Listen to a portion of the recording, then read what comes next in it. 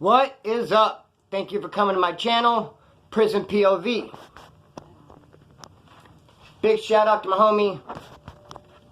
Trying to get the guitar in there a little bit. Oh well. Should have thought about that before the video started. Alright. Big shout out to my homie Jason Voorhees for this Butthole Surfer shirt. He didn't just give it to me though. What it is, he wanted to do a trade. He saw me wearing this. I've done trades before. I did trade with Donkeywood.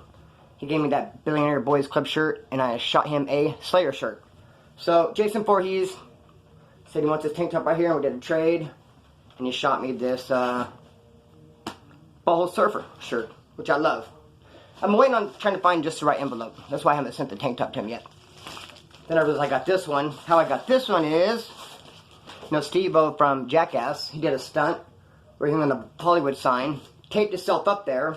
The fire department had to end up coming getting him down. He felt bad wasting fire department funds, took some pictures, signed them, sold them to raise money for the fire department. I got one.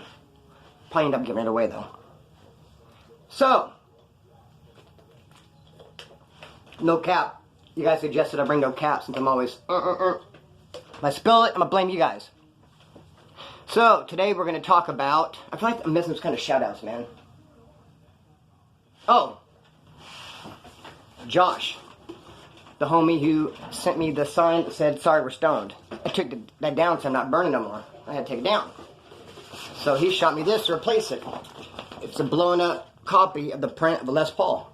The blueprint. It's really sick. With this in hand, I'm going to do some rearranging. I'm going to bring these down. This is art by Mitch from Hard Intentions. I'm going to take that, turn it sideways. It will look good sideways, and I'll put it right here, right there. I'm going to put this Les Paul print thing up right here. So, alright then. Shout out also Beach Bus, one of my buddies from Instagram. I said to shout him out because he always sends me cool stuff to make me laugh on Instagram, IG. Also my buddy Vlad. Shout out my buddy from Steve up north.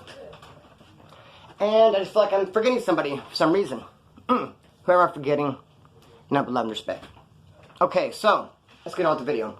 I shouldn't be drinking another sip of water already. What it is, I got nervous. Because I feel like I'm forgetting somebody to shout out. Not nervous, aggravated. Anxious. Anxious is the word. Anxious.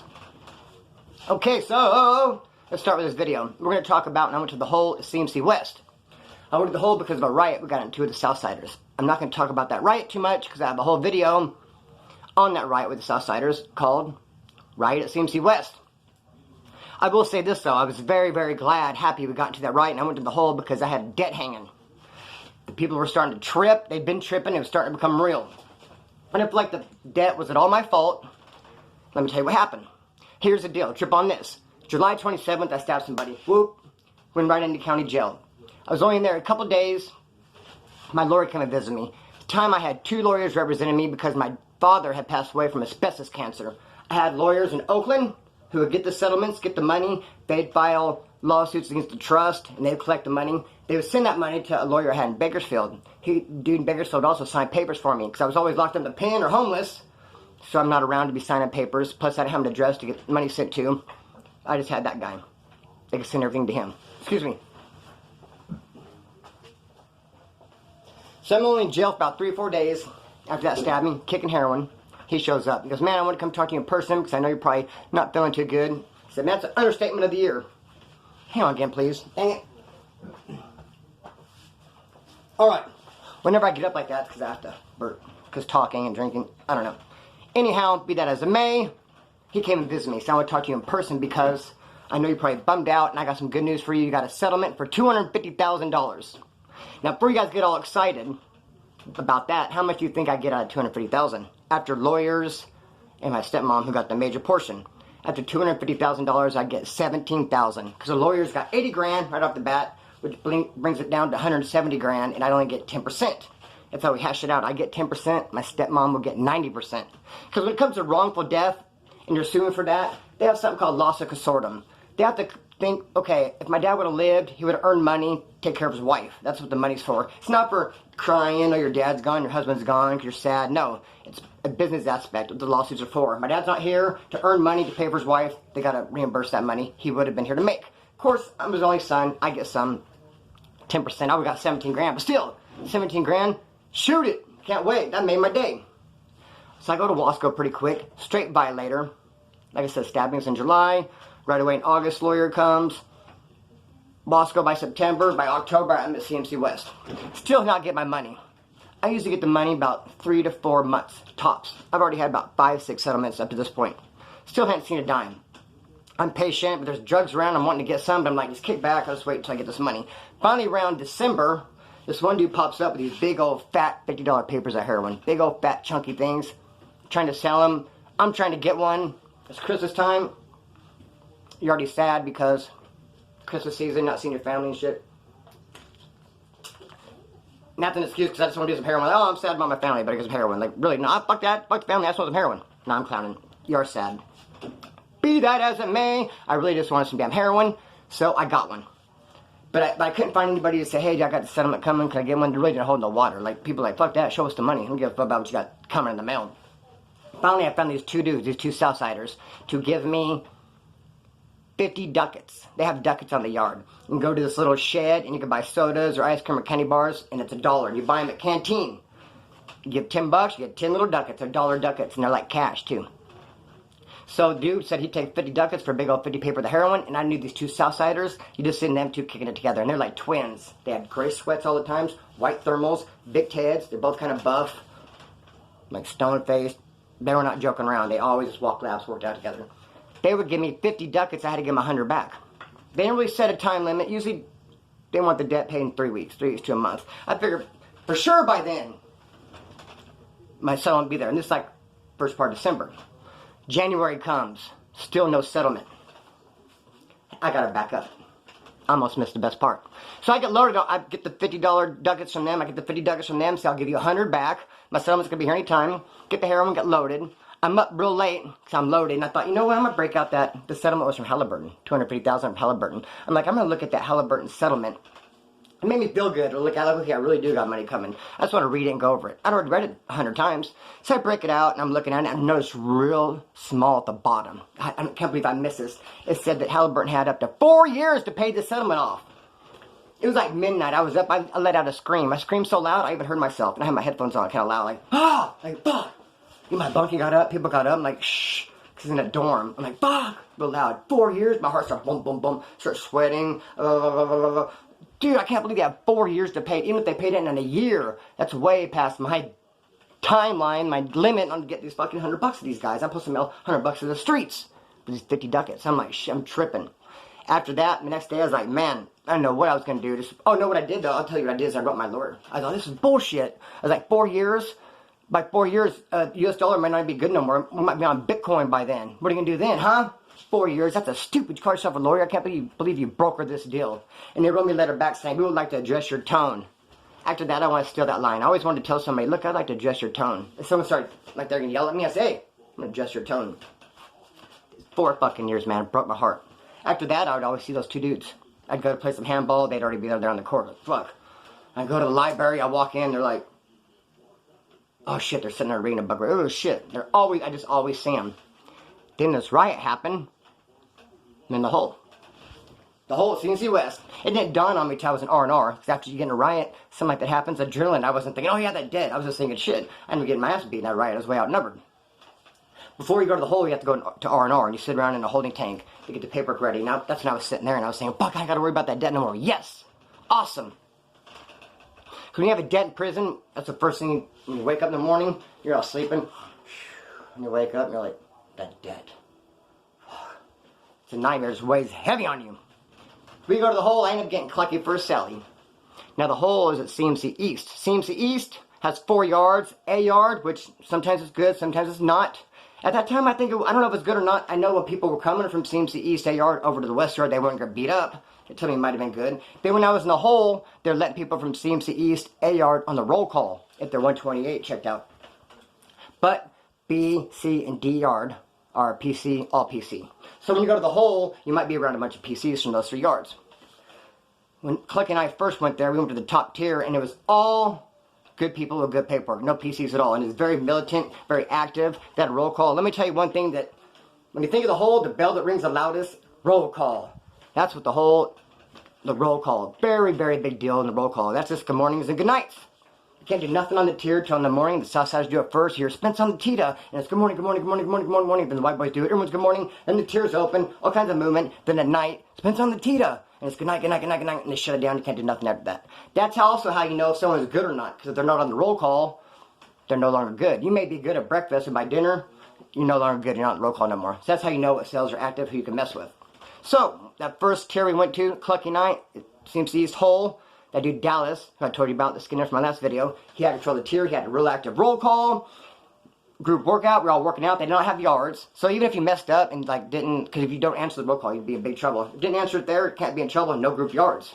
So kind of made it kind of like, not really a hardcore hole if there's no group yards, because that's where the action's at. Still, he had workouts, we all worked out together. Then they shot Clucky Night to the bottom tier, and it was like all PC down there, all PC, and just all bad.com. Couldn't really get a roll call going because they'd flush, they'd knock, they'd bang, all kinds of shit.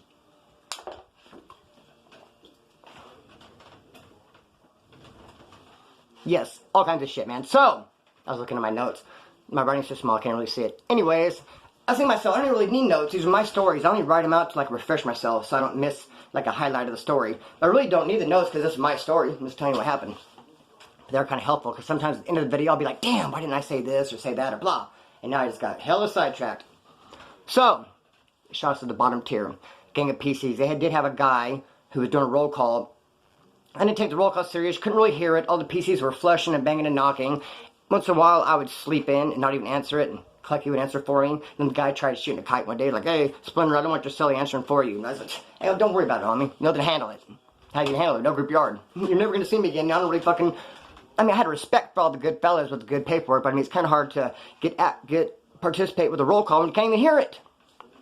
He wants to be mad if you don't answer back. No, dude, because there's too many PCs flashing, so it's really kind of hard to take the whole thing serious, what I'm trying to say. In a polite, respectful way, they're respectful to people that were there, that were active. I have respect for them, but it's hard to respect the tier because there's so many PCs acting off the hook. You'd be fishing and steal your lines. We weren't supposed to steal theirs, but I'd be stealing their lines too. Anyways, and then there was no group workout. And then they came out some Clucky Knife, you want to go to the yard one day, like, yeah, yard, cool. And they just put us in a room right next to our cell. The only thing cool about it, we could drop a window and do pull-ups. But there's no one else with us, just him and I in like a library, no books. Strange. So, there's a dude next to us. He came from CMC West, he got beat up, and then he rolled it up, and he told on a bunch of people. Just a piece of shit. He would steal people's lines, and he would yell, and he'd mess with the roll call and all that stuff too. One day, Clucky and I were wrestling. You're going to wrestle with your cellie. You're going to wrestle, you're going to fight, you're going to test each other. Every one of my cellies I've had, I mean, not like the headhunter. My cellie saw it, I was like 70-something years old. He did call me out once, though. I didn't want to fight him. He's like 7 years old. He was in there for murder. They call him the headhunter. You got to call him that for a reason. Obviously, fucking hunted someone's head. There's something called a saltwater lighter. You plug it in with these paper clips, and you have a cup filled with salt water. And when you plug it in, as soon as it touches salt water, it lights up. And use a bread twister tie. Take all the plastic off, and that's what lights it up. I've used them through the day. You got TV, Walkman, people talking. Never really knows how loud they are. Until at night, headhunter was sleeping. It was like midnight. I'm going to go light a joint. It was real loud. He jumped up. I ain't no lame. He goes, you think I'm a punk or something? I was like, nah, headhunter. Nah, dude. My bad. No disrespect, homie. We didn't wrestle. But if you got someone your age, you're going to be wrestling. You're going to fight. For fun. Just trying each other. Just come on. Just to wrestle. So Clucky and I were wrestling. All of a sudden I heard, fuck that, beat his ass, Clucky. And I'm like, what? Why beat his ass, Clucky? Why are you rooting for Clucky? And there was a dude next to us. And we're realizing, what the fuck, afterwards, after wrestling, like, beat his ass, Clucky. How do you see us? How does he know we're even wrestling and fighting? Then we start noticing and looking, there were holes. There were like 3 or 4 little tiny holes. And these cells were weird. They're one-man cells. Now, chip on this. When you walk in, there'd be a bed that was chained to the wall, and it would lower at nighttime. And there's just a real thin walkway once that bed is lowered. This bed looked like a Lego. It's like this. Okay, if you're our cell, you crawl into like a cave thing. And then on the next cell, it was like this. They'd be sleeping on top. See what I'm saying? It was like real weird. Like their bed was way up on top, and then my bed, I could punch up and be the next person to be hitting their back. So it was like this. How it was built. Really weird. So my bed was up like that. The cell next, and begin on top. Whatever. Who cares about all that? There were holes. He was looking in to see us through these holes in the fucking walls. And like I said, my bed was literally on the ground, and it had like a roof. And that roof, I know I keep saying it, but I'm trying to give you guys an image. That roof would be his bed next door. So that's where the holes were at. we looked, oh damn, he's watching us. What in the hell? So we start covering it up with apple stickers. They give you apple, and they have little stickers on them. Oh, no, nothing like I used to do. We get the carrots that come to our lunch. We stand on opposite ends, and we just chuck them at each other. And if I threw a carrot, I mean, they don't break and shred right away. You get a couple throws out of them. We'd be all welted up. I think we did it with a bag of M&Ms, too, peanut M&Ms. We got two when the canteen came. We just got one. Boom, we start throwing each other. Best thing, Hitler. It's fun, man. We're young, trying to kick up dust. So, we start covering up all these holes with apple stickers. One night, I'm laying in my bed reading. We had our days and nights mixed up. We'd stay up. We would go to bed at breakfast, sleep all day, and wake up at dinner. Even when our lunch came, we just put it away real quick, eat the lunch like at 2 in the morning. Somehow the days and nights got mixed up. We stayed up all freaking night long. So it's probably like midnight.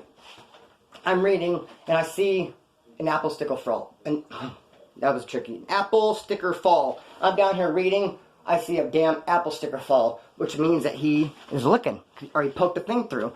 I need to add this.